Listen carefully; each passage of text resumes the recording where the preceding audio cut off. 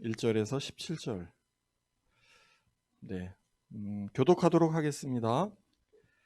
그 뒤에 예수께서 디베랴 바다에서, 저희가 세번역 성경입니다, 다시 제자들에게 자기를 나타내셨는데 그가 나타나신 경위는 이러하다.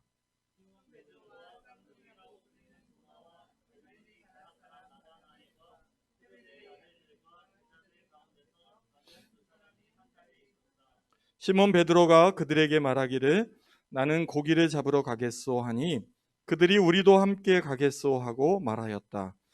그들은 나가서 배를 탔다. 그러나 그날 밤에는 고기를 한 마리도 잡지 못하였다.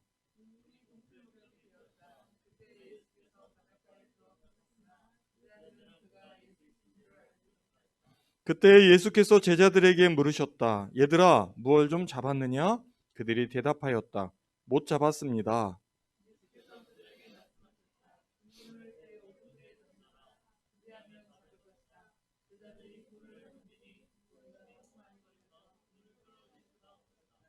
예수가 사랑하는 제자가 베드로에게 저분은 주님이시다 하고 말하였다.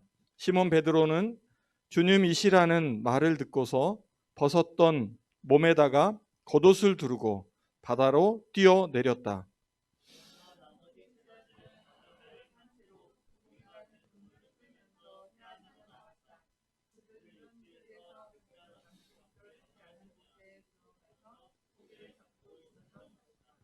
그들이 땅에 올라와서 보니 숯불을 피워 놓았던 그 위에 생선이 놓여 있고 빵도 있었다.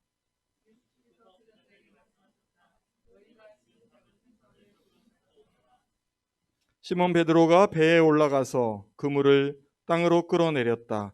그물 안에는 큰 고기가 153마리나 들어 있었다. 고기가 그렇게 많았으나 그물이 찢어지지 않았다.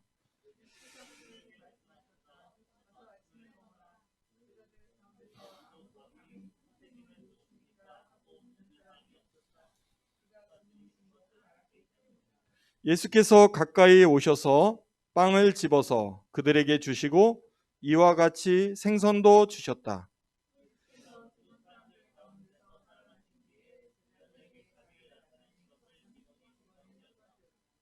그들이 아침을 먹은 뒤에 예수께서 시몬 베드로에게 물으셨다. 요한의 아들 시몬아, 내가 이 사람들보다 나를 더 사랑하느냐? 베드로가 대답하였다. 주님, 그렇습니다. 내가 주님을 사랑하는 줄을 주님께서 아십니다. 예수께서 그에게 말씀하셨다. 내 어린 양떼를 먹여라.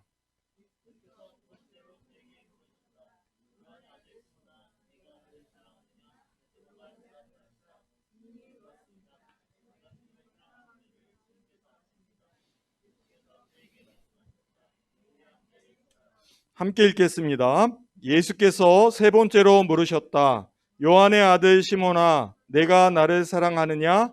그때 베드로는 내가 나를 사랑하느냐 하고 세 번이나 물으심으로 주님께서는 모든 것을 아십니다.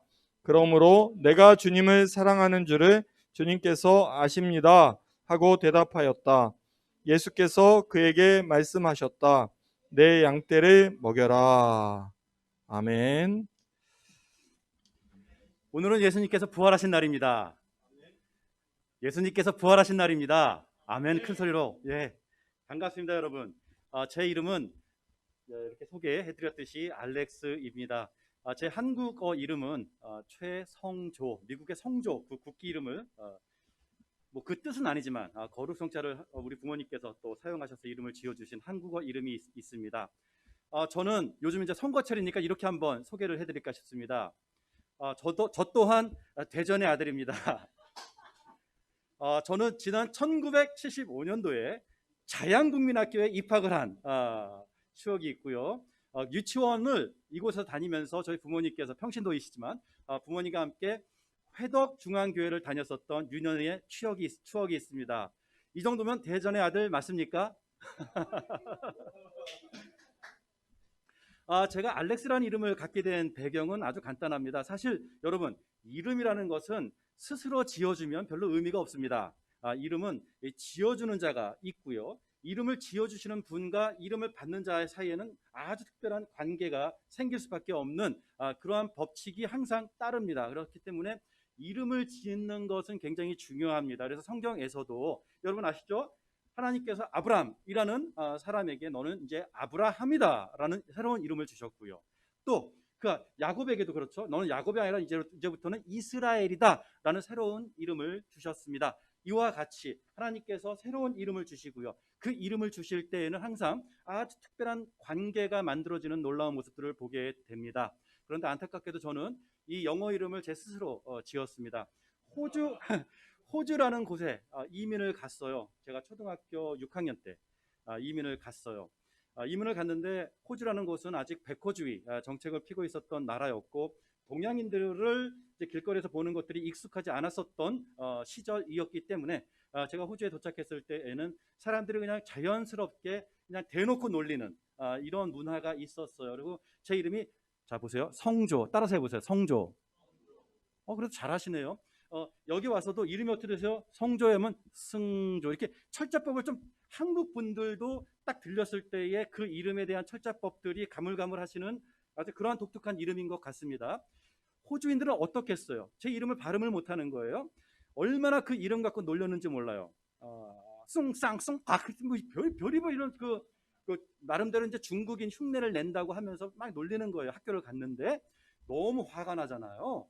제가 사실은 굉장히 온순하고 말없고 부끄러움이 많은 학생이었어요. 한국에서는. 그런데 호주로 갔는데 이렇게 위축돼서 있다가는 죽겠더라고요. 너무너무 이게 안 되겠더라고요. 그래서 내 자신을 보호해야겠다라는 본능적인 내면에 무엇인가가 발동을 해서 저는 그때부터 굉장한 분노에 그리고 또 사춘기가 시작되어지는 그런 나이이기도 했어요.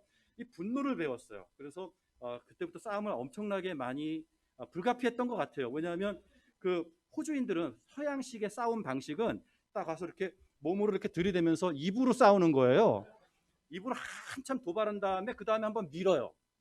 그게 이제 싸움의 어떤 그 절차들이거든요. 그런 게 어딨어. 선빵 날리면 끝나더라고요. 그냥 일단 숭시당 이러면 한 대 딱 갈기면 그때 이제 딱 정리가 되어지는. 사실 호주에 가서 싸움을 좀 배웠고 실전 경험이 이제 충분하게 쌓이면서 그것을 사용해서 대학교 다닐 때 태권도 도장을 열었어요. 제가 그래도 전직 사범입니다. 조심하세요. 아무튼 그런 배경이 있는데 영어를 한마디도 못해서 알파벳도 모르고 갔거든요. 그 알파벳도 모르고 그곳에 갔는데 일단 분노를 경험하게 되니까 나 그러면은 여기서 살지 않겠다라는 마음을 그 어린 나이에 딱 갖고 날마다 저희 어머니한테 엄마는 여기 사시고 나는 한국 가겠다. 제발 좀 보내달라. 나 여기서 너무 못 살겠다. 막 매번 땡깡 부리면서 살면서 저는 마음속에 늘 한국으로 돌아가면 내가 이제 한국말을 잊어먹으면 안 되니까 제가 한국을 떠난 지 지금 40년이 넘었는데도 한국어가 이 정도 나옵니다. 그 이유는 그때 시절에 그게 있는 거예요. 그때부터 한국어 공부를 진짜 열심히 했어요. 왜냐하면 한국으로 돌아갈 텐데 나는.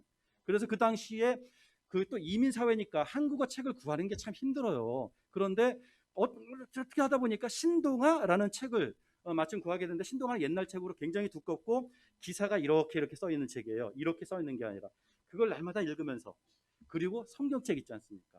참 믿음이 좋았던 거라기보다는 내가 한국어를 내가 어쨌든 간직하리라는 마음으로 성경을 진짜 열심히 읽었어요. 진짜 열심히 읽었어요. 하나님께서 그것을 또 나중에 이렇게 사용하시더라고요. 참 어쨌든 그러면서 가장 먼저 한 게 내가 이름을 바꾸겠다라는 마음으로. 근데 영어 알파벳도 모르는 아이가 이름을 어떻게 바꿔요? 영어 이름을 모르잖아요. 텔레비전을 켜니까 그때 이제 제가 즐겨보던 텔레비전 어쨌든 방송 속에서 주인공 이름이 알렉스였어요. 그래서 알렉스 스펠링도 모르는데 그냥 이제부터 나는 알렉스다 라고 그때 그냥 무심코 지었었던 이름을 평생 갖고 다니네요. 여러분 이름 지을 때 굉장히 신중하셔야 됩니다. 아무튼 저는 그러한 배경 속에 있습니다. 제가 조금만 더 아니요 괜찮습니다. 전국에 계신 여러분, 우리는 방역수치 규칙을 잘 지키면서 싸웠다 그랬잖아요. 우리 어린 제가 매일 싸웠어요. 왜냐? 왜 그랬겠어요? 매일 놀림을 당했어요.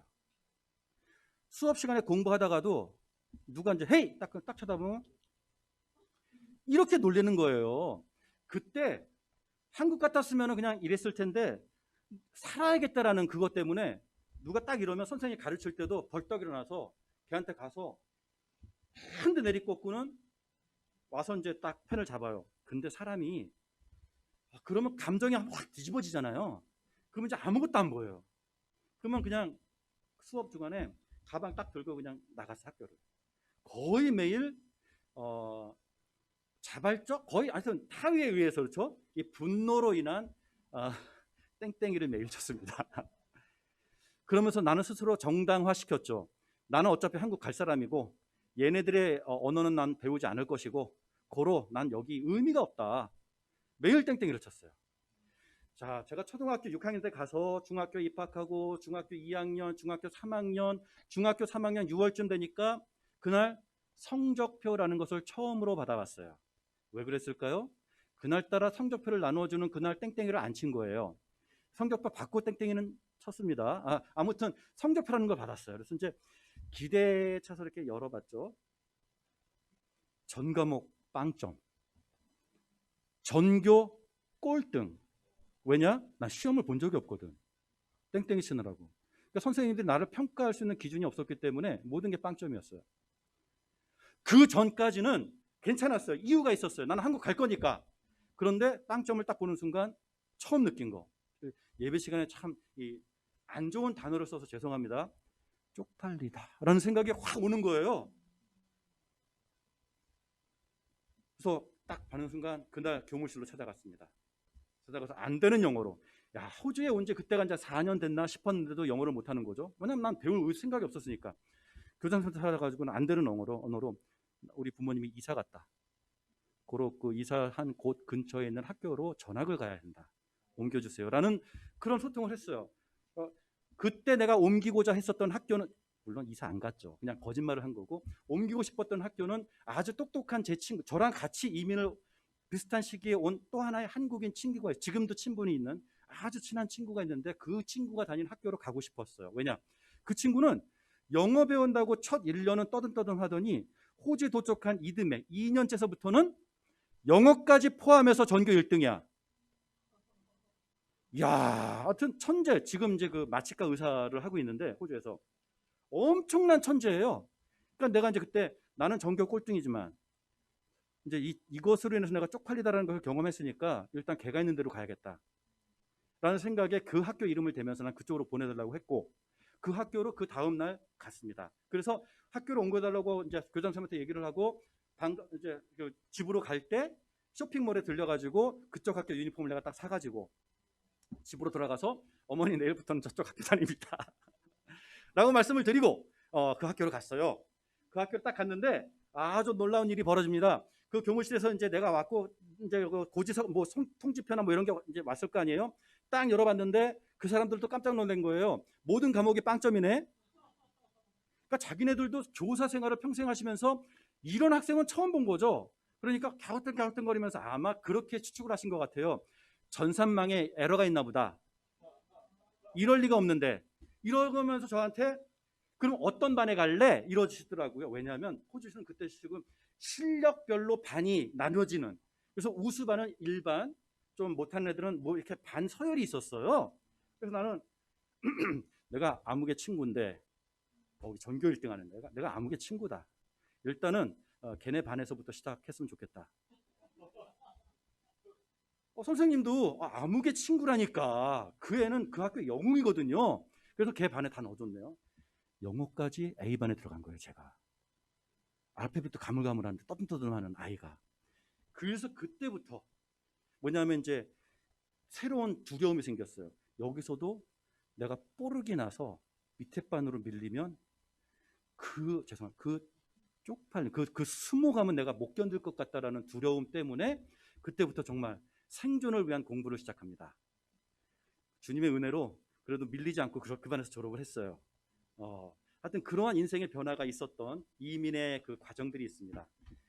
근데 왜 제가 그런 얘기를 했는지 모르겠어요. 자, 다시 본론으로 돌아와서 은샘의 주보를 봤습니다. 딱 접었더니 여기 그 설교 메모라고 있네요. 지금까지 내용은 적으실 거 없을 것 같아요. 하지만 앞으로 이제 내어지는 내용은 적으시면 좋을 것 같은데 딱 보면서 아, 설교를 내가 이 정도 하면 되겠구나라고 이제 예측이 됐어요. 가만히 이렇게 보면서 이제 이렇게 보니까 널찍하고 공간도 많네 싶었는데 이게 아니라 이렇게 접더라고요. 이렇게 접어지니까 설교가 요만큼만 하면 되는 것 같아요. 그래서 갑자기 확 줄어든 느낌을 가지고 하겠습니다. 그래서 마칠 때쯤 되면 여러분들께서 또 교회고 예배 시간이니까 설교 좀 이제 이 정도면 이제 맞춰주세요라는 그 표현을 여러분께서 헛기침 같은 거 하지 마시고 경건하게 아멘 하고 크게 외쳐주시면 제가 이제 대상 센스 있게 설교를 좀 마무리하도록 하겠습니다. 저는 호주로 그렇게 이민을 갔고요. 하나님께서 저를 목회자로 또 불러 주셔가지고 목회를 하고 있었어요. 그래서 시드니에서 성장하고 하나님께서 멜버른이라는 도시로 불러 주셔서 멜버른이라는 곳에서 교회를 개척해서 이제 10년 동안 목회를 하고 10년 차 안식년을 맞이하는 그 시점이 오게 됩니다. 자, 여러분께서 저를 소개했을 때 여기 간사라고 소개를 했습니다. 저는 간사이기 전에 목사입니다. 그리고 저는 침례교 목사입니다. 침례교단에서 안수를 받은 침례교 목사입니다. 그런데 교회를 개척할 때에 저희 교회의 스타팅 멤버, 창립 멤버 한 부부가 찾아와서 함께 예배를 시작하게 됐고 이제 첫 모임을 시작했는데 그분들이 YWAM 간사 커플이셨어요. 그래서 그분들을 제가 엄청 갈궜습니다. 어떻게 갈궜냐면 간사가 뭐냐? 사회적으로 간사라는 직분이 있냐? 간사라는 개념이 뭐냐? 내가 계속 좀 그렇게 다그쳤고 사역을 할 거면 신학교를 가서 목회를 하던가 이 간사로 어떻게 할 거냐? 아내도 있고 가정도 있는데 이렇게 무책임하게 이러지 마라. 제가 설득을 해서 이 친구가 신학교를 가게 됩니다. 신학교를 졸업하고 목사 안수를 받게 됩니다. 하나님께서 저를 간사로 불러주셨습니다. 그리고 제가 심호하던 교회는 그분이 저의 후임이 되셔서 그분은 이제 그 교회 목사님으로 지금 계시고요. 저는 이렇게 정처 없이 간사로 지금 떠돌고 있습니다. 제가 목회하던 10년 차가 되던 그 해 하나님께서 크리스마스 12월 달 두 번째 주 정도가 되었을 때에 하나님께서 제가 이렇게 말씀을 전하는 그날 또 제 아내는 또 성도들과 함께 예배를 지금 하고 있는 이런 시간 속에서 하나님께서 갑자기 저에게 떠날 때가 되었다라는 마음을 주셨어요. 마음에 담았죠. 근데 예배가 끝났는데 제 아내가 와가지고 여보 우리가 떠나야 될 것 같아 라는 그 말을 하는 거예요. 깜짝 놀랐죠. 아니 하나님께서 제 아내에게도 동일한 마음을 주시는구나 싶어서 또 우리 또 침례교 굉장히 정말 그 복음주의적인 교회 내에서 어떤 나는 이제 속으로 이런 신비주의 이런 것들은 내가 좀 경계를 해야 되겠구나 라고 해서 그 다음날 월요일날 우리 교회 이제 목사님들 꽤 많았어요. 목사님들 다 불러다가 이제 회의를 하면서 하나님께서 이런 마음을 주시는데 이것이 정말로 하나님께서 주신 마음인지 우리 함께 기도하면서 한번 확인해 주시겠습니까? 라고 회의를 열었고 요청을 했고 그 월요일날 회의를 마치면서 이제 목사님들이 함께 정말 그 100% 하나님께서 주시는 마음이 맞습니다라고 확인을 해 주셔서 그러면 이제 내가 떠날 준비를 해야겠구나라고 생각을 하게 되었습니다. 그리고 화요일이 됐습니다. 그러니까 이제 주일날 말씀을 받고 월요일날 목사님들과의 이제 합의를 보고 확인을 하고 이제 세 번째 날이 되는 화요일날 방과 후 제 딸이 그때 중학교 3학년이었는데 이제 3학년 아이를 픽업했습니다. 근데 딸아이가 책감 이제 뒷문을 열고 가방 던지고 차에 탁 앉으면서 하는 첫 마디가 뭐였는지 아십니까? 아빠, 하나님께서 우리 가정을 옮기실 것 같아. 그것도 굉장히 빨리. 근데 지금 배고프니까 맥도날드 가자, 아빠. 이렇게 말을 하더라고요. 깜짝 놀랐죠. 아이들한테 말도 하지 않았는데. 그래서 정말로 떠나야겠구나 라는 그런 마음을 가지고 화요일이 됐습니다. 그래서 이제 수요일 날 그러면 이제 멜번에서의 생활을 정리해야 되니까 집을 어쨌든 정리를 해야겠구나 싶어서 이제 부동산 관계자한테 연락을 했습니다. 이제 우리 집을 좀 매물 정리를 해야겠습니다. 그러니까 그 사람이 이렇게 대답을 합니다. 호주는 크리스마스 계절이 되면은 모든 매매가 어려워집니다. 왜냐하면 관공서까지 다 문을 닫아요. 호주는 철저히 정말 휴식의 나라입니다. 열심히 일하는 것을 추구하지 않아요. 아무튼 그래서 매매가 좀 쉽진 않겠지만 어쨌든 그래도 계약서를 자기가 그럼 준비해서 목사님이 계신 사무실로 찾아오겠습니다라고 해서 이제 수요일 날 그렇게 계산을 하고 목요일 날 우리 사무실로 이제 그 사람이 직접 찾아와서 거기서 이제 서명을 하고 자 이제 매물로 내놔야 하면은 사진을 좀 찍어서 이렇게 상품을 만들어야 되지 않겠습니까? 그래서 그럼 자기가 그럼 우리 집을 한번 보러 오겠다. 그래서 이제 금요일이 돼서 우리 집을 보러 왔습니다. 저희가 이제 집을 정리할 마음도 없었던 상황이었기 때문에 전혀 준비가 되어 있지 않았습니다. 잔디도 좀 깎아야 되고 기타 등등 손을 봐야 될 것들이 많았어요. 그래서 그 사람이 우리 집을 딱 보면서 아이고 이거 언제 사진을 찍을까? 이거 좀 시간 좀 걸리겠는데요. 하고 어쨌든 그날은 아무것도 못하고 돌아갔습니다. 그래서 나도 이게 쉽지 않겠구나. 근데 마음 한켠으로는 길어지면 뭐 나 좋지 뭐 라는 생각으로 어떤 마음의 여유랄까 하여튼 그런 것들을 가지고 있었던 그 다음날 토요일이 되었죠. 어느 젊은 부부가 젊은 부부 젊은 아니었어. 나이가 지금 하여튼 중년 이상 부부가 우리 집을 방문합니다. 그 사람한테 집이 팔렸습니다. 집을 광고도 하지 않았는데 우리 집을 보러 이렇게 하여튼 방문해서 이렇게 보면서 그때 저는 또 뭐 집을 막 이렇게 열심히 팔고자 하는 마음이 있었던 건 아니었기 때문에 마침 저는 신방이 있어서 아내한테 좀 대화 나누시 난 잠깐 신방 갔다 오겠다고 하고 이제 갔다 왔는데 아내가 이런 말을 해줍니다. 이 사람들이 우리 집을 사기로 했고요. 두 번째, 우리 집에 있는 모든 내용물들까지도 그냥 인수하기로 했습니다. 그리고 세 번째, 집은 청소도 그냥 바쁘면 놔둬라. 그냥 필요한 거 챙겨서 가시라. 그렇게 해서 주일날 말씀을 받고 쭉 토요일날 종료가 돼서 우리가 선교사의 삶을 시작했습니다. 그래서 토요일날 집이 팔렸다고 했잖아요. 그래도 제가 목사인데 여러분 금요일 날이 이제 방학이 시작돼 아이들 이제 방학이 크리스마스 이제 방학이 시작되어지는 마지막 종강식이 있었던 날이 금요일이었습니다. 그래서 금요일 날 저는 미리 손을 썼습니다. 학교를 찾아가서 우리 아이들을 다 자퇴시켰습니다. 자, 저는 계획이 없었습니다. 선교사 어느 나라로 갈 거야? 뭐 할 거야? 아무것도 계획이 없는 상황 속에서 하나님께서 떠나라고 하신 그 말씀 하나 붙잡고 떠났습니다. 그리고 지금 6년째 이 여정을 하고 있는 중이고요.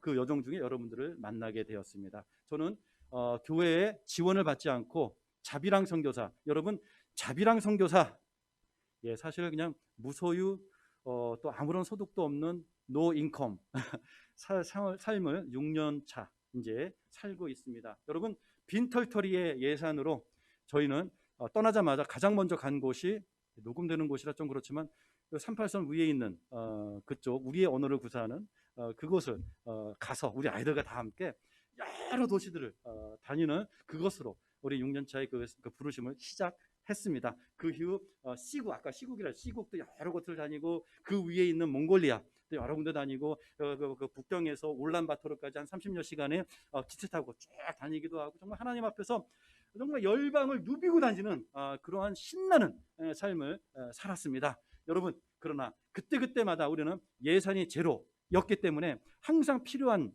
금액은 하나님 앞에 기도를 통해서 공급을 받는 그러한 놀라운 삶을 살았습니다. 오늘도 이제 우리 대전으로 이렇게 또 말씀을 전할 수 있는 기회를 주셔서 왔습니다. 딱 보니까 지금 이제 경기도로 돌아가야 되는데 경기도로 돌아갈 차비는 딱 있습니다. 그게 저희의 전 재산이에요. 5인 가족이 살아가는 전 재산은 딱 이겁니다. 그런데 이렇게 하면 참 여러분들 속에 위로가 되지 않습니까? 나보다 더 가난한 놈이 저기 있구나. 위로 받으세요. 괜찮으세요. 왜냐하면 이렇게 거의 제로 밸런스로 6년을 살면서도 여러분 지금 보세요. 없어 보입니까? 없어 보입니까? 아니에요. 하나님께서 보면은 어디서 손에 그 물 한 방울도 묻혀보지 않고 정말 그 금지옥역 정말 귀하게 살아온 사람 같구나라는 이미지를 제 착각인가요? 아무튼 하나님의 은혜 가운데 살았습니다. 하나님은 신실하십니다. 하나님은 한 번도 우리를 실망시키지 아니하십니다. 하나님께서 얼마나 놀라운 분이신지를 저는 그 현장을 통해서 날마다 하나님께서 그의 자녀들을 공급해 주시고 보호해 주시고 인도하시는 그 손길들을 누리면서 살아온 증인이로서 여러분 앞에 서 있습니다. 저희가 그래도 미국 LA에서 한 3년인가 살았습니다. 여러분 LA의 생활비가 얼마나 비싼지 아십니까? 그때마다 여러분 제가 이제 LA 미국의 삶을 정리하고 한국으로 왔을 때에 한 푼의 빚도 지지 않고 미국을 떠났습니다. 하나님은 정말 놀라우신 분이십니다. 하나님의 은혜 가운데 살아가고 있습니다. 여러분 그런데 이게 참 현실이 어떠냐? 은혜가 되죠. 한 푼도 빚을 지지 않았습니다. 아멘! 이지 않습니까? 그와 동시에 한 푼도 남은 돈 없이 떠났습니다. 여전히 제로 밸런스예요. 그냥 그때 필요한 차비 정도 있는 상황 속에서 살아가는데 그게 한 6년차 되니까 어때요? 아니요, 절대 익숙해지지 않습니다. 막 심장은 계속해서 두근두근거리고, 제가 그래도 누구의 남편이고 누구의 아빠인데 이 면이 안 섭니다. 이게 굉장히 불안합니다. 하나님께서 그 6년의 삶을 통하여서 굉장히 뻣뻣했었던 저를 굉장히 나긋나긋하게 만들어 주셨습니다. 겸손하게 만들어 주셨고요. 그래서 여러분에게 이렇게 오늘도 섰을 때 하나님께서 정말 행하신 그 하나님의 놀라운 그 은혜들을 산 증인으로서 이야기를 나눌 수 있는 새로운 스토리를 저에게 이렇게 주셨습니다. 여러분, 오늘 본문 말씀을 읽었습니다. 이렇게 부활의 아침에 여러분과 함께 귀한 부활의 이야기를 나눌 수 있는 은혜를 주신 하나님 앞에 감사드립니다. 여러분, 인생을 살면서 우리는 완벽하지 않기 때문에 이런저런 실수를 범하며 살아옵니다. 그리고 이런 실수를 누군가가 나한테 범하는 그런 경험들을 하면서 살아왔습니다. 참 제가 목회를 하면서 거듭 목회 현장이 있었기 때문에 배운 것 같아요. 무슨 말이냐면, 이민교회를 이제 계속 섬기면서 많은 사람들이 이제 우리 교회를 찾아올 때에 타 교회를 섬기다가 그 교회를 정리하고 우리 교회로 오시는 분들이 꽤 되셨어요. 이민교회는 좀 그런 것들이 많이 작동을 해요. 그러면 한결같이 굉장히 일관성 있게 나는 저 교회에서 엄청난 상처를 받고 온 사람입니다 라고 소개를 합니다. 맨 처음에 그러세요? 이 목회자의 마음이 있으니까. 그런데 그것도 이제 몇 번 경험하고 또 사회가 좁으니까 다 소문이 돌지 않습니까? 또 목사님과의 교제권도 있으니까 한번 확인을 해보죠. 아니에요. 그 교회를 엄청나게 아프게 하고 고통을 많이 끼치고 그리고 온 사람이에요. 그래도 왔을 때는 상처를 받고 왔대요. 이게 무슨 이야기입니까? 우리는 인생을 살아가면서 내가 피해자라는 것은 굉장히 생생하게 기억하면서 살아갑니다. 그리고 나도 모르게 무심코 내가 남에게 끼친 상처들에 대해서는 굉장히 내 스스로에게 관대하게 살아옵니다. 그냥 잊지 그냥 까먹고 살아가는 거죠. 여러분, 요즘 또 우리 한국에 오게 되니까 뭐 옛날에 그 학교 폭력, 뭐 학폭 이런 것들 때문에 지금 막 망하는 사람들 많이 나타나고 있더라고요. 이런 거예요. 이 가해자들은 기억을 못 해요. 기억할 이유가 없어요. 그래서 피해자들은 평생 아주 생생하게 그 자리를 잊지 않고 살아가지 않습니까? 자, 오늘 엄청난 일이 이 주인공들에게 일어났습니다. 무슨 말입니까? 나는 죽으면 죽었지 결코 당신을 떠나지 않겠습니다 라고 맹세를 했었던 시간이 아주 생생하게 기억이 나고 있는 그 사람들이 지금 여기에 등장하고 있는 것입니다. 예수님께서 잡히시던 날 밤, 예수님께서 그 제자들과 함께 만찬을 하시던 그날 밤, 예수님께서 이제 내가 곧 이러이러한 상황들을 이제 겪게 될 것이다 라고 공개적으로 나누었을 때에 베드로가 어떻게 이야기합니까? 자기는 무슨 일이 있어도 당신을 떠나지 않겠다라고 맹세를 했습니다. 그런데 어떻게 했습니까? 바로 그날, 며칠 지난 것도 아니에요. 바로 그날 예수님께서 체포당하시던 그 순간, 그리고 예수님께서 이제 체포당하셔서 심판을 받게 되는, 그 밤새 심판을 받게 되는 그날 그 저녁 그 때까지 찾아가서 베드로는 어떻게 합니까? 3번씩이나 아닙니다. 나 저 사람 몰라요.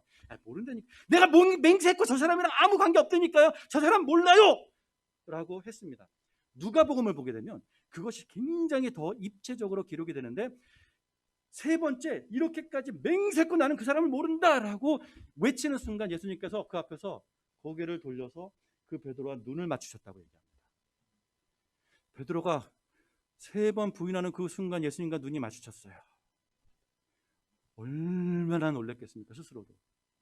사실 베드로가 나쁜 사람입니까? 간사한 사람 아니에요. 그냥 여러분, 생명의 위협을 당하면 제정신이 아니에요. 그냥 베드로는 약한 사람이었을 뿐이에요. 예수님을 아니에요. 그런 거 아니에요.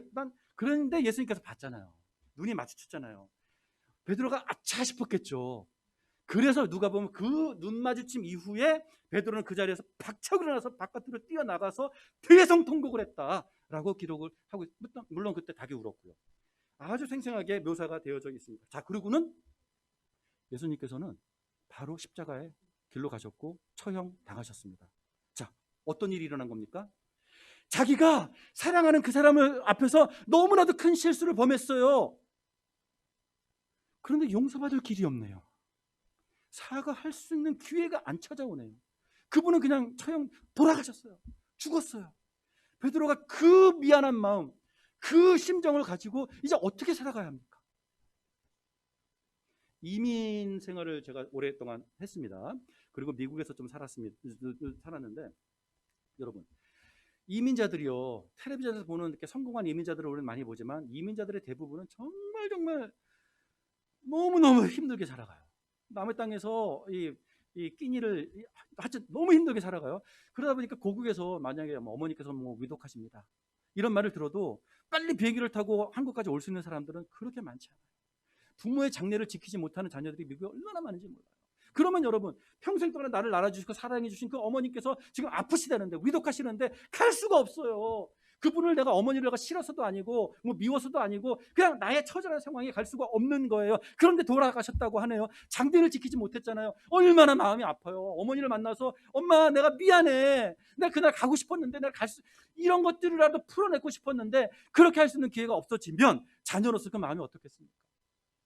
그뿐 아닙니다. 우리가 인생을 살아가면서 이런 식으로 그냥 내가 큰 실수를 범했지만 이것을 만회할 수 있는 기회가 나에게 찾아오지 않을 때, 이것을 내가 사과하고 화해할 수 있는 기회가 찾아오지 않을 때 그 죄스러운 마음을 가지고 평생 살아가야 한다는 그 심정, 우리 모두는 제각기 다양한 이야기들로 인하여 같은 미안한 마음, 같은 심정, 같은 어떤 그런 마음들을 우리가 간직하면서 지금도 살아가고 있을 거라고 생각이 듭니다. 여러분, 시간이 있을 때 사과하세요. 용서 구하세요. 화해하세요. 부끄러워서요, 체면이 안 서서요, 이것 때문에 저것 때문에, 여러분, 이 기회의 시간은 영원히 있지 않습니다. 그런데 이 베드로와 그 동료들에게는요, 그 기회가 더 이상 찾아오지 않았습니다. 예수님께서는 가버리셨습니다. 자, 그리고는 오늘의 말씀이 시작되는 거예요. 서로 이렇게 그냥 바닥만 보고 이렇게 있다가 베드로가 이런 말을 합니다. 나는 고기를 잡으러 가겠다. 이게요, 여러분, 여행 떠나겠다는 말 아니죠. 나는 여가 휴가 이게 아니죠. 그냥 평생 자기가 할 줄 아는 게 고기 잡는 거예요. 그러다가 이제 갑자기 예수님 가시고 할 게 없잖아요. 아무것도 할 게 없어요. 그냥 그저 말하는 거예요. 나는 그냥 고향에 가겠다. 이런 정도의 말을 한 것뿐입니다. 그랬을 때 나머지 제자들도 물론 그 중에 몇 명은 같은 동네 출신이니까 같이 가는 건 아주 타당한 것 같고, 여하튼 이 팀이 다들 같이 가자 이럽니다. 웬일입니까? 그것을 통해서 증명되는 게 뭡니까? 다 할 게 없어요. 막막해요. 하고 싶은 것도 없어요. 그냥 베드로가 가겠다고 하니까 그래? 그럼 같이 가자. 이런 심정으로 간 거예요. 그러니까 그날 이제 거기 가서, 이날도 어떤 날이었습니까? 배를 띄웠습니다. 배를 띄운 게 호사스러운 게 아니에요. 낚시꾼들은요, 배 띄우면 부러워할 거예요. 하지만 그 당시에 고기 잡는 법은 배 띄우는 거였어요. 그리고 그들은 어부 출신이었고요. 너무 당연한 거였어요. 그래서 배를 띄웠습니다. 밤새도록 그냥 떠다녔습니다. 한 마리도 못 잡았다고 합니다. 그렇죠? 난 딱 그냥 느껴지지 않습니까? 이 사람들은 애당초 고기샷 갖고 싶은 마음도 없어요. 오늘 내가 뭔가를 엄청난 고기를 잡아서 일확천금에 어쩌고저쩌고 인생에 이런 거 없어요. 그냥 완전히 그냥 낙심한 마음, 자포자기한 마음, 이 시간을 어떻게 보내야 하는지, 이 고통스러운 죄송한 마음을 품고 내가 이걸 어떻게 풀어내야 되는지 너무나도 정말 그냥 막연하고 답답하고 아픈 그 마음으로 그냥 그날 밤이 맞도록 그냥 멍청하게 있었던 거예요. 그런데 그날 갑자기 진행을 하면서 이제 예수님께서 물어보잖아요. 새벽 쪽에 누가 저쪽에 보니까 이제 한 사람이 뭇에서 고기 좀 얼마나 잡았어? 라는 외침이 있었다고 얘기하지 않습니까? 본문에. 근데 제자들이 이렇게 얘기합니다. 없습니다 라고 대답을 합니다. 이 장면도 뭐겠어요? 뻔해요. 여러분, 이게요, 이게 어촌에 그 앞에 나오는 사람들은요, 이게 새벽 시장 같은 개념이에요. 그러니까 이제 아침 찬거리 같은 것들을 구하려고 이제 늘 그랬었겠죠. 그날 이제 뭇가로 가서 이제 어부들에게 고기를 흥정해서 사가지고 가서 이제 요리를 하는 이러한 문화권 속에서 그날도 이제 아침 해가 아직 동이 그러니까 밝지 않은 그 정도 무렵쯤에 누가 와서 고기 좀 잡았냐고 물어보니까 이 사람들도 고기 사러 나왔구나. 없어. 이런 대화가 이루어진 것 뿐이었어요. 딱 그거예요. 그리고 여기에 성경에 옛날의 언어로 거리를 얘기하고 있는데 요즘식으로 얘기하면 한 90m 정도 되는 거리가 있대요. 그러니까 아주 안 보이는 건 아니고 정확하게 보이는 것도 아닌 애매한 거리예요. 그리고 아직 해가 이제 밝지 않으니까 어쨌든 남성 같고, 그렇죠? 이런 대화가 오갔고, 예수님은 이미 돌아가셨고 죽었고 떠났고, 그렇죠? 그들은 추워도 여기서 예수님을 다시 만날 거라 어느 누구도 기대하지 않았고, 그렇죠? 그거는 옵션이 아니었어요. 그냥 무심코 지금 배에 지금 어떤 상황이에요? 베드로는 지금 베드로가 참 몇 회가 되어 있죠? 우통 훌러덩 벗고 배에 그냥 이렇게 늘어져 있는 거예요. 예? 그러고 있다가 갑자기 주님이시다. 주님이시다. 배에서 한 사람이 다가시죠. 주님이시다. 그 말을 듣고 베드로가 어떻게 했다고 합니까? 벌떡 일어나서 물에 뛰어듭니다. 그런데 물에 뛰어들기 전에 뭘 합니까? 벗고 있었던 옷을 입습니다. 자, 여러분, 그냥 이때 상황을 잘 그려보세요. 이거는 누가 어떤 그 상상 속에 그 소설을 쓰는 게 아니라 목격자의 생생한 이야기가 담겨져 있어요. 이날 이 현장에 있었던 제자 중에 한 사람이 이 이야기를 쓴 거예요. 요한이라는 사람도 여기 있었거든요. 분명하게 그 사람이 주님이시다라는 그 외침을 한 것이기도 하고요. 이 본문 속에서 베드로가 멍하게 있다가 물로 뛰어드는데, 여러분, 자, 몇 가지를 생각해 봅시다. 수영을 해야 되는 사람이라면 옷을 입는 게 맞습니까? 옷을 벗는 게 맞습니까? 상식적으로는 벗어야죠. 그리고 이미 벗고 있으니까 그냥 다이빙하면 돼요. 근데 이 사람이 옷을 입습니다. 뭐냐? 경황이 없는 거예요. 이게 지금 제대로 돌아가고 있는 게 아니에요. 그냥 밤새도록 멍하게 있다가 주님이시라는 말을 듣자마자 옷 입고 뛰어든 거예요. 자, 자기가 지금 뭇에서 얼마나 멀리 있는지, 수심이 얼마나 깊은지 이거 생각할 겨를도 없을 거고, 물론 어부 출신이었으니까 수영 정도는 기본으로 했을 거라는 것들을 감안해 주더라도 어쨌든 베드로는 무모하게 그냥 그 말 듣자마자 어디야 누구야 뭐야 이런 거 필요 없이 그냥 물로 뛰어듭니다. 자, 그런 정도로 베드로의 마음속에는 지금 그 말만 지금 그날 밤 이제 3일 됐구나, 이제 4일 됐구나, 그날 밤 그 밤에 내가 이놈의 주둥아리 하면서 마음속에 예수님, 당시 스승님 다시는 가셨지만 스승님 너무 미안합니다, 너무 죄송합니다, 내 마음 막 미칠 것 같아요, 막 이런 마음으로 이제 있는 거 아니겠습니까? 근데 주님이시라니까 뭐 생각 그런 거 있죠. 이제 정신이 좀 이게 있는 상황이라면 웃기지 마, 지금 3일 전에 죽은 사람 무대 무덤, 에이씨, 아마 이게 이제 자연스러운 어떤 그 리액션이었을 텐데 그런 확인도 필요하지 않아요? 그런 말도 붙여 없어요. 그냥 예수님의 물에 그냥 뛰어든 거예요, 옷을 입고. 자, 여러분, 얼마나 이 옷을 걸치고 바다 수영. 여러분, 바다 수영은요, 수영장 수영이랑 달라요. 바다는요, 이 계속 출렁이기 때문에 이 피로감이 굉장히 금방 오기 때문에요. 이 옷을 걸치고 수영하면요, 진짜 굉장히 위험하고요. 금방 탈진하고요. 이게 안 돼요. 그리고 속도도 안 나고요. 아마 베드로가 옷을 입고 허우적허우적하고 있을 때 제자들은 그 배 타고 더 먼저 이렇게 지나갔을 것 같아요. 무트로. 그러면서 이렇게 봤겠죠. 아이고 저 친구 참 수고한다, 애쓴다, 고생이 많구나. 하지만 서로의 그런 모습들을 보면서 서로 말은 안 해도 같은 것을 느끼고 있었을 거예요. 그 절박한 마음, 그 막 터질 것 같은 그 마음을 가지고 지금 예수님이시라니까 아직 확인이 필요하고 진짜인지 안 진짜인지 모르겠어. 하지만 확인하러 가는 거잖아요. 일단 가고 있는 거예요. 자, 그 모습을 그려주고 있어요.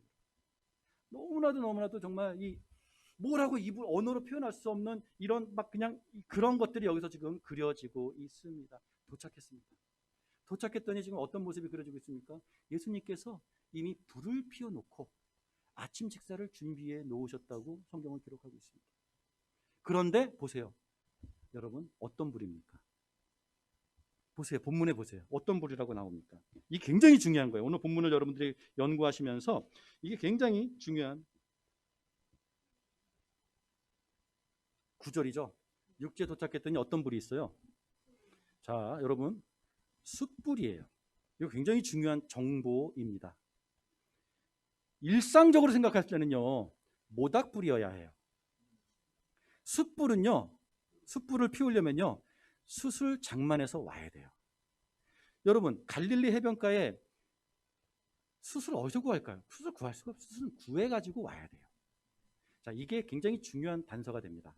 어쨌든, 자, 제가 너무 훌쩍 뛰어넘은 것 같은데 약간 돌아가서 어떻게 주님이시다라는 것을 알게 되었어요? 이렇게 얘기하죠. 고기 좀 잡은 거 있어? 아유, 없어요. 이 정도의 어떤 뭐 대화도 원치 않고 이거 입 여는 것도 귀찮고 짜증나고 그냥 아유 가 이런 마음이었을 거예요. 그런데 저쪽에서 자, 배로 그럼 이쪽으로 그물을 던져봐요. 혼수를 두네요. 여러분, 낚시꾼들은요, 이게 참 낚시꾼들의 낚시 좋아하시는 분 계세요? 이 낚시 안 좋아하시는 분들도 이거는 이해하실 거예요. 여러분들 이렇게 지나다가 낚시하는 사람들 만나면 뭐 어떤 대화를 시도하십니까?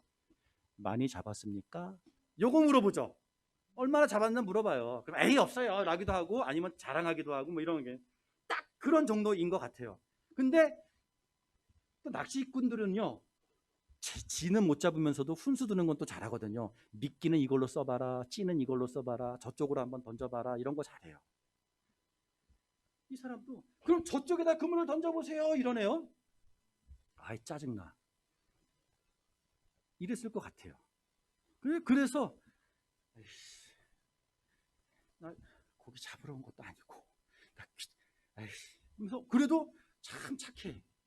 일단 사람들이 뭐 IQ가 어떤지 뭐 이런 거 저런 건 잘 모르겠는데 순둥순둥한 사람들인 것 같긴 해요. 시킨다고 또 하네. 던졌어.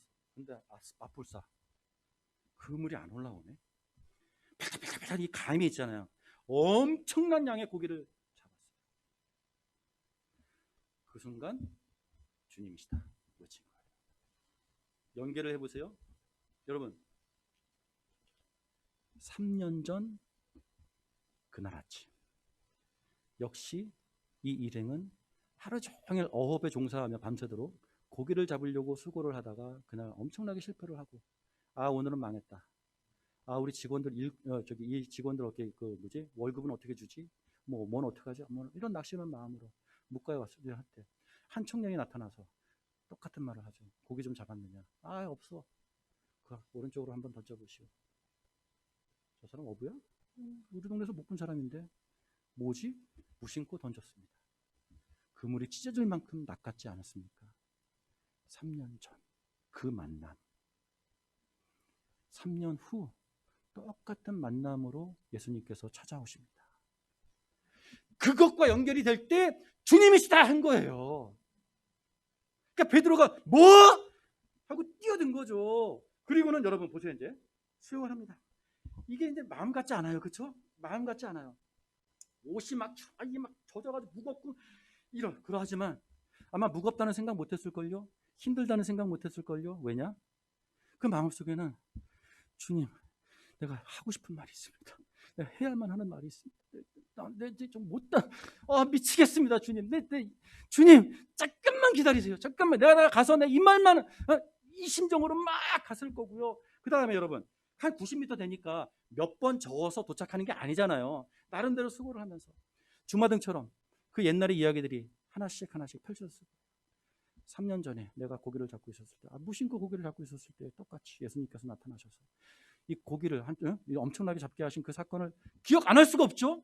그때 예수님께서 나를 만나셔서 그때부터 내가 모든 것들을 다 정리하고 이분을 따라다니면서 그때는 그랬지, 저 때는 그랬지, 이런 아름다운 추억과 이런 것들을 가슴에 되새기면서 그것 때문에 오히려 더 예수님 진짜 미안해, 이렇게 생각해 보니까 너무너무 미안해, 이 죄송한 거 어떡합니까 예수님, 막 이러면서 아마 우리는 뭐 그때 있었던 사람들도 못 봤겠지만 왜냐하면 어차피 바닷속에 있으니까 아마 베드로는 통곡하면서 수영을 했을 거예요. 엉엉 울면서 수영을 했을 거예요. 그래서 도착했습니다. 어쨌든 도착한 시점이 비슷했던 것 같아요. 뭐냐면 이제 일괄적으로 지금 표현을 하고 있으니까 예수님께서 불을 피워 놓으시고 아침 식사를 준비해 놓으셨는데 그들이 그래서 모였습니다. 여러분 대화가 이루어집니까? 아니죠. 침묵 속에 그냥 불 보고 있고 생선 보고 있고 예수님께서 먹으라니까 먹긴 하고 있지만 아무도 아무 말도 하지 않아요. 왜 그럴까요? 여기 시점에서 이제 결혼하신 아내분들은 굉장히 공감하실 거예요. 남편이 큰 잘못을 했어요. 분명히 이 양반이 미안하다는 말을 해야 될 텐데 남편들이요 그런 말을 못 해요. 그냥 죄송합니다. 그냥 처먹고만 있어요. 얼마나 그 모습이 그냥 꼴 보기 싫겠어요. 근데 남자들의 태생이 그래요. 이 어부들이니까 더 그랬겠죠. 그냥 지금 아까 제가 묘사했듯이 지난 3일 동안, 지난 4일 동안, 아니면 며칠이 지난지 여기 정확하게 하여튼 할 말이 얼마나 많아요. 그 말을 지금 수영하면서도 베드로는 100번, 1000번 막 한 번 계속 그걸 되뇌기다 막상 봤는데 한마디도 못하는 거예요. 그런 정도로 지금 입이 안 떨어지는 거예요. 여러분 진짜 미안하면 이럴 거예요. 진짜 입이 안 떨어지는 거예요. 그런데 입이 더 안 떨어지게 된 사건이 여기 있어요. 왜냐? 지금 베드로가 보니까 이게 뭐야? 숯불이네. 와. 자, 베드로가 본 숯불은 어떤 숯불이었을까요? 베드로의 입장에서 여러분 생각해 보세요. 숯불이네. 와. 그러면서 혼자 막 이러고 있었어요. 예수님 이렇게 예수님이랑 예수님 쳐다보지도 못하고 그냥 이러면서 혼자 이러고 있었어요. 난 그 몸의 랭귀지, 바디 랭귀지가 너무 생생해요. 혹시 난 심지어 거기 있었던 것 같아. 베드로가 막 이러고 있었어. 왜냐? 그가 예수님을 3번 부인하던 그날 밤, 그 사람은요 주변 사람들과 함께 숯불을 쬐고 있었거든요. 예수님을 부인하던 그 자리가 숯불을 쬐면서 숯불을 바라보면서 자기가 예수님을 3번 배반했거든요. 부인했거든요. 그게 숯불이었어요. 그 베드로가 이 아침에 이걸 숯불을 보면서 얼마나 소름이 끼쳤겠어요. 예수님께서 다 아시는구나. 다 아시는구나. 그러니까 3번째, 주께서 아시오니라는 말을 하잖아요. 이게 그냥 나온 말이 아니에요.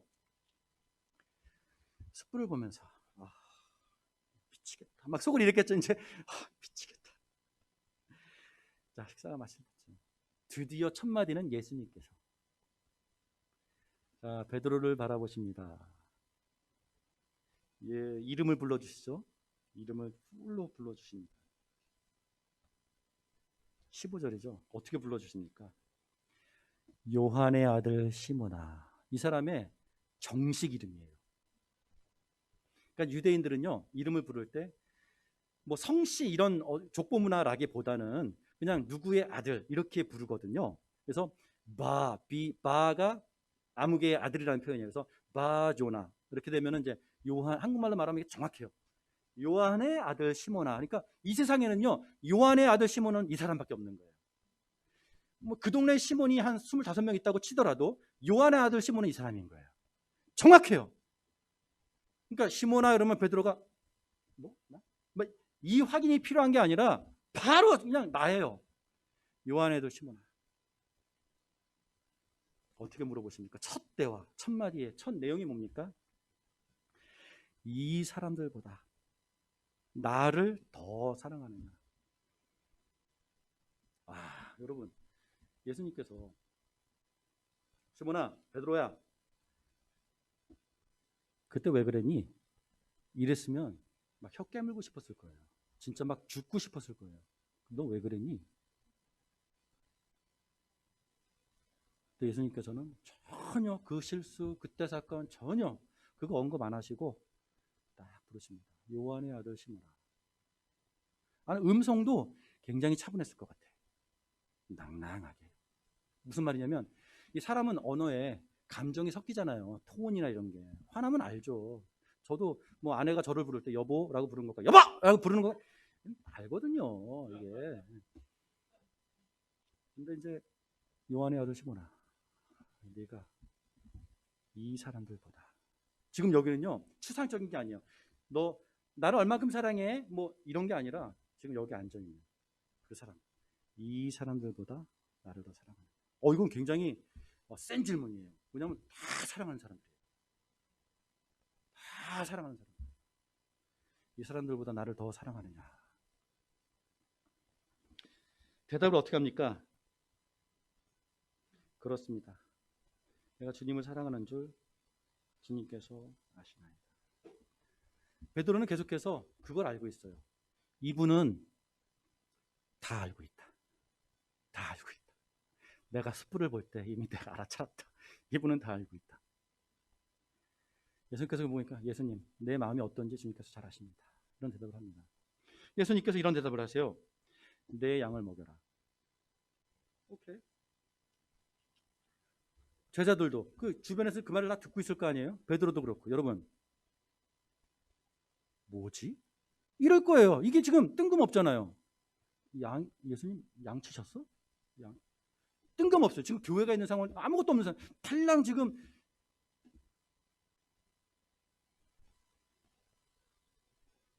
그리고는 또 밥을 먹습니다.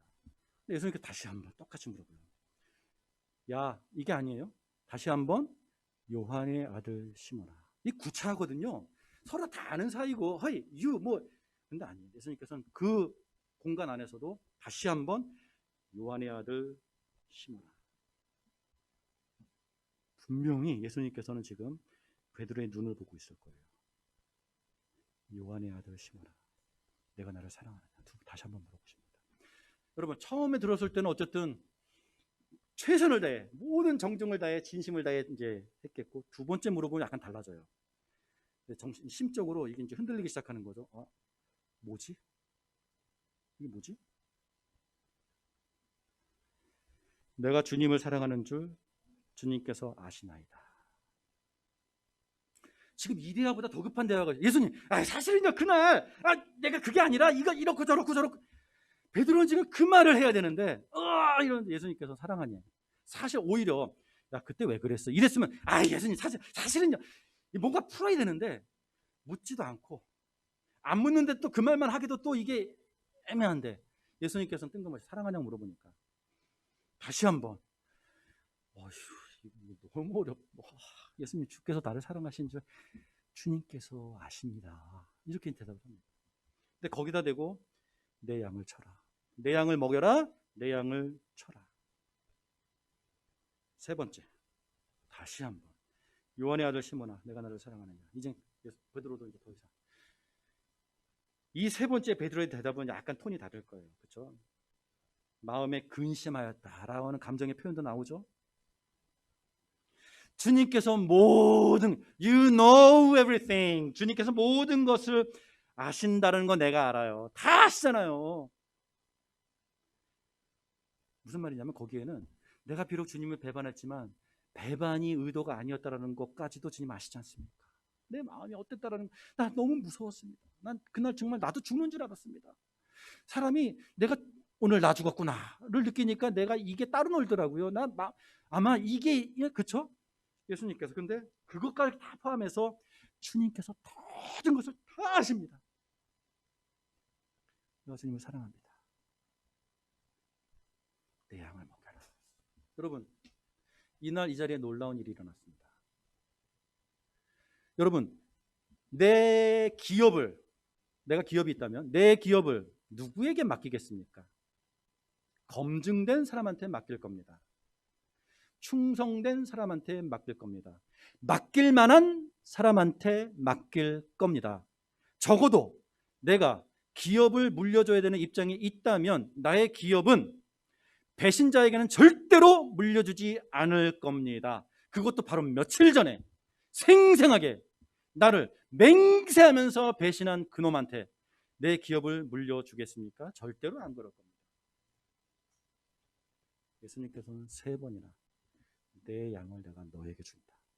너가 목양하고 너가 섬기고 너가 먹여라. 이 대화가, 그 위임식이 그날 이루어진 것입니다. 이날 엄청난 일이 일어났습니다. 여러분, 베드로는 그 말을 어떻게 받았을 것 같습니까? 그리고 이 날이 이후 2년, 3년, 5년 하여튼 쭉 자기가 이제 죽을 때까지 어떠한 마음으로 살아갔겠습니까? 어떠한 마음으로 주님의 교회를 지켰겠습니까? 어떠한 마음으로 주님의 성도들을 섬겼겠습니까? 너무나도 분명한 위임식이 이날 일어났습니다. 베드로는 이날 이후 흔들리지 않는 집중력을 가지고 주님의 성도들을 먹이고 섬기고 기꺼이 자기의 목숨을 내주는 놀라운 삶. 바로 며칠 전까지는 아이고 나 죽었다라는 그 두려움 때문에 예수님을 기꺼이 부인했었던 그가 이 새로운 위임식을 통하여 평생 충성한 자로 살아가게 되었습니다. 인생이 바뀌는 놀라운 부르심의 현장이 있습니다. 여러분은 교회를 어떻게 어느 정도로 평가하시고 어느 정도로 생각하시고 어느 정도로 지금 관계하고 있습니까? 특히 이 코로나를 겪으면서 교회가 참 세간의 애물단지가 됐죠. 이거 뭐 제가 입국할 때도 우스갯소리로 목사님 출국 이거 할 때 목사라고 쓰지 마세요. 그냥 사업가라고 쓰세요. 창피하니까요. 뭐 이런 식의 지금 어려운 시대를 겪고 있습니다. 그리고 세상 사람들이 교회를 욕하는 건 뭐 욕한다고 치더라도 성도들까지끼리 안에서도 조금만 교회 어려운 일 생기고 기타 등등 하면 기꺼이 교회 떠나. 교회, 야 널린 게 교회야. 여기만 교회야. 내가 너만 목사야? 교회 옮기는 거 너무 쉬워요. 교회 옮기면 또 내가 아까 말씀드렸듯이 나는 저쪽 교회에서 너무 큰 상처를 받았습니다. 막 이러고 와요. 막 이게 이제 우리 그런데요, 여러분. 제가 정말 마음속에 가장 성도님들과 소통하고 싶은 나의 그 부르심은 이거예요. 교회론. 여러분, 교회가 어떤 곳인지 아십니까? 이걸 소통하고 싶어요. 내가 목숨 다하는 그날까지 저는 이 일이 저의 임무라고 생각이 들어요. 오늘도 그 일을 하고 싶어요. 지금까지는 그냥 서론이라고 생각하고요. 짧은 본론 2분만 할게요. 2분만. 여러분, 교회는 어떤 곳입니까? 이 교회는요, 베드로 같은 사람들이 모여 있는 곳이에요. 말도 안 되는 배신자들이 모여 있어요. 상식이 통하지 않는 곳이 교회예요. 이상해요. 바깥 사람들은 그렇게 상식이 잘 통하고 상식도 지키고 논리가 통하는데 교회는 다 막혔어. 다 똥고집이야. 다 꼰대들이야. 다 그냥 이건 말이 안 통해. 책임도 안 져. 그러니까 교회에 오는 거예요. 교회는 죄인들이 오는 것이에요. 부족한 사람들이 오는 것이에요. 아픈 사람, 다친 사람, 부러진 사람, 상한 사람, 이런 사람들이 그냥 천부여 의지 없어서 이곳에 옵니다 라는 고백으로 오는. 여러분, 그런데 그런 고백을 하면 인격이 달라집니까? 갑자기 고품격 인격으로 바뀝니까? 아닙니다. 그냥 옛날에 그 습성, 그냥 그 습관, 그냥 그 태도 그대로 하나도 안 변하고 살아가요. 단순히 신앙의 놀라운 힘으로 그것이 잠깐 통제되는 것 뿐이죠. 내가 잠깐 울컥해서 뚜껑 열리면 신앙이고 나발이고 어디 있습니까? 그냥 옛날 기질 나오는 거죠. 그게 모여있는 것이 교회예요. 교회는요, 높이 평가받기가 불가능한 현장이에요. 이게 현실이에요. 교회에서 진실을, 아주 정숙함을, 예의를, 의리를, 이거 기대하고 교회 나오시는 사람 있어요? 그 꿈에서 깨세요. 그게 지켜지지 않는 곳이 교회예요. 왜냐하면 그것을 지킬 수 없는 사람들이 모여 있거든요. 그런데 예수님께서는 베드로에게 오늘 이 소통을 합니다. 베드로에게 그들도 내 양이다. 그리고 너가 그들을 먹여라. 그들을 쳐라. 여러분, 쳐라, 후려쳐라 아닙니다. 그들을 잘 3번씩이나 당부합니다. 여러분, 교회는 그런 곳이에요. 예수님께서 오늘 부활의 아침 십자가의 길로 기꺼이 가시면서 하나님의 아들, 성자, 신 되시는 그분께서 기꺼이 본인의 피를 흘려 값주고 사신 그곳이 이곳이에요. 교회예요. 베드로는요, 그 교회를 지키면서 야, 너는 건달이니까 꺼져. 너는 거짓. 하나님의 교회를 생명 다해 사랑했습니다. 무슨 말? 다시 한번 연결시킬게요, 여러분. 이게 만약에 내가 분명한 소통을 못했다면 이것만큼 분명히 알아들으세요. 베드로는요, 지금 내가 이 성도를 사랑해야 돼. 왜냐? 이 성도를 사랑해야 내가 예수님을 사랑하고 있다는 것을 증명할 수 있거든요. 여러분, 예수님을 사랑하고 있습니까? 아멘이세요? 예수님을 사랑하세요? 어떻게 증명하실 거예요? 예수님 사랑해요. 맨날 예수님 아시죠, 내 마음. 이러면 사랑이에요?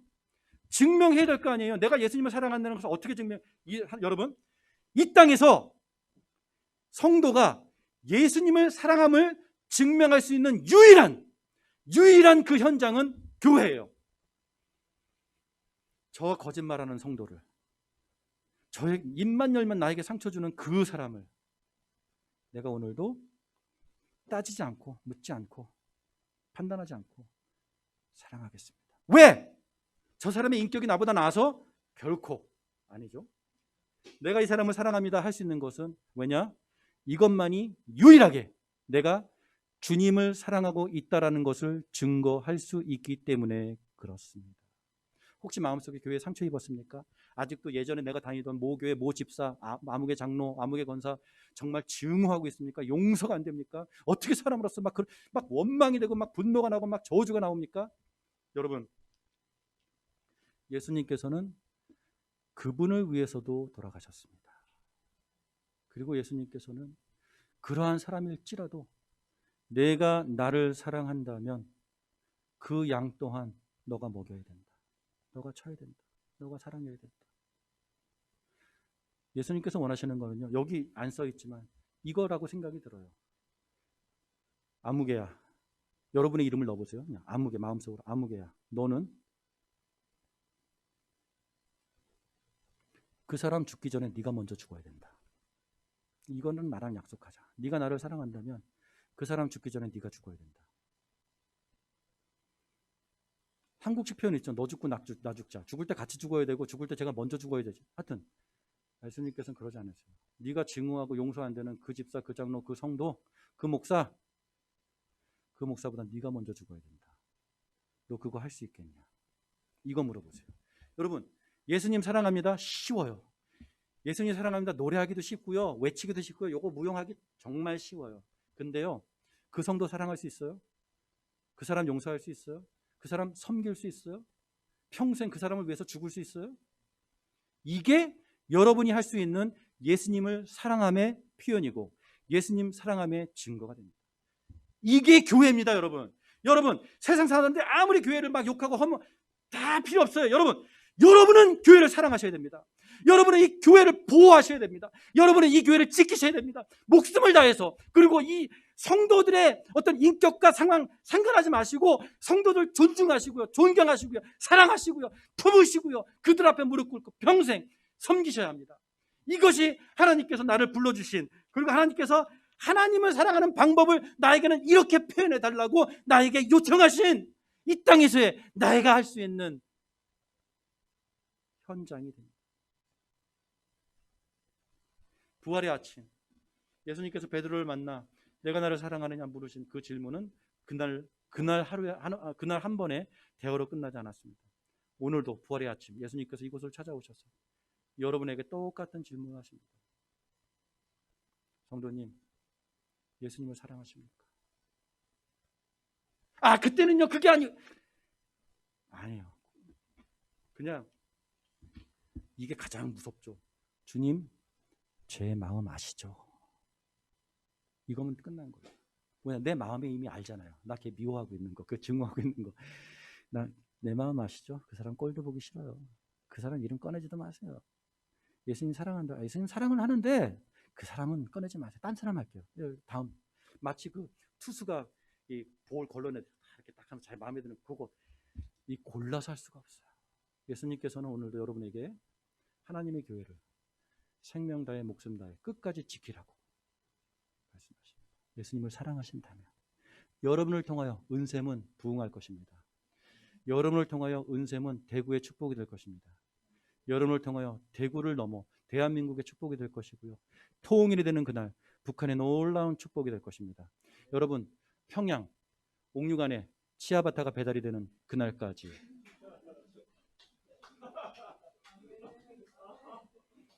하나님께서 여러분 은샘을 축복하실 것입니다. 저는 페이스북에 이렇게 적어놨습니다. 이미 몇 개월 전에 대한민국을 방문하는 선교사님들 대전에 가시고요, 은샘에 가세요. 여러분은요 결코 이름 없이 모이는 조그만 공동체가 더 이상 아닙니다. 하나님의 관심 바로 그 중심에 있으시고요, 하나님은 이 교회를 통하여 여러분을 통하여 놀라운 계획들을 갖고 계십니다. 코로나가 이제 종식되면서 새로운 시작이, 새로운 시대가, 새로운 방법이 이제 펼쳐질 것입니다. 옛날의 방법대로, 옛날의 습관대로 이제 새로운 시대에 승부를 낼 수가 없을 것입니다. 새 옷을 입게 될 것입니다. 하나님께서는 새로운 시작을 여러분들에게 준비시켜 주셨고 여러분들은 함께 그 시작을 일구어 내셔야 합니다. 내가 나를 사랑하느냐? 항상 그것을 스스로에게 되물으세요. 위기의 순간이 올 때마다. 이병숙 목사님이 잠깐 저 사람 왜 그러지? 물음표가 생길 때마다 주님, 내가 주님 사랑합니다. 내가 그것을 증명하겠습니다. 여러분, 이게 스스로에게 계속 한 번의 고백으로 끝나지 않습니다. 베드로는 그 전설 속에 십자가를 거꾸로 매달려서 처형당했다고 얘기하지 않습니까? 왜냐, 나의 스승께서 이렇게 돌아가셨는데 나는 그렇게 할 수 없다. 끝까지 그 충성된 마음 변함없이 간 그 인생처럼 여러분들도 예수님을 향한 그 한 번의 고백은요, 예수님을 만나는 그날까지 계속 거듭 고백이 되어질 것이고요, 예수님 만나는 그날 그렇게 고백할 것입니다. 사랑하는 주님, 이렇게 뵙게 되어 기쁩니다. 감사합니다. 기도하겠습니다.